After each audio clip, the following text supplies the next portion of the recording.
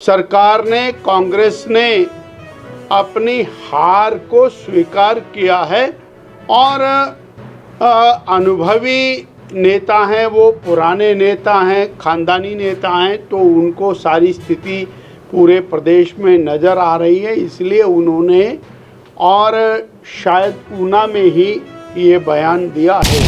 Congress party की हिमाचल प्रदेश की स्थिति और कांग्रेस सरकार की स्थिति सामने आ रही है।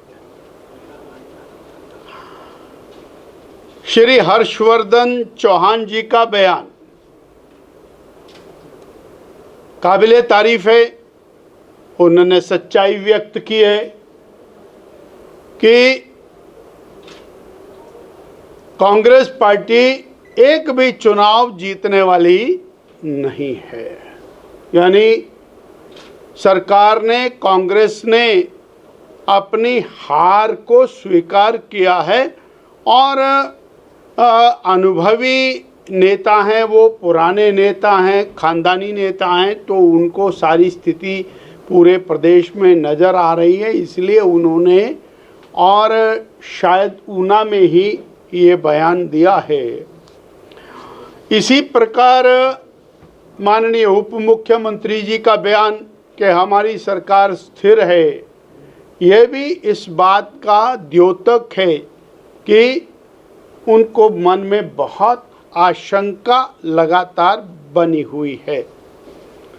यानी भारतीय जनता पार्टी इस चुनाव में अच्छा परफॉर्म करने वाली है और जो प्रेजेंटली 6 एमएलए की सीटें और 4 पार्लियामेंट की सीटें ये भारतीय जनता पार्टी जीतेगी, ऐसा हम तो मानते ही हैं।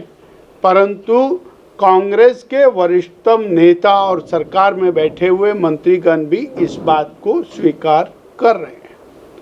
और इसी प्रकार की बात कांग्रेस पार्टी की प्रदेश अध्यक्षा श्रीमती प्रतिभा सिंह जी ने भी कही कि कांग्रेस पार्टी का स्ट्रक्चर बहुत कमज़ोर हो चुका है।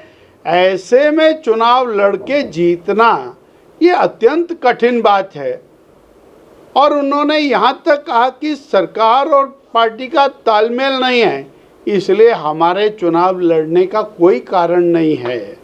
उनकी माननीय प्रदेश अध्यक्षा ने भी इस बात का खुलासा किया। और ये एक के बाद जो एक स्टेटमेंट है वो कांग्रेस पार्टी की और इंटरनल स्थिति को पूरी तरह से बयान करती है।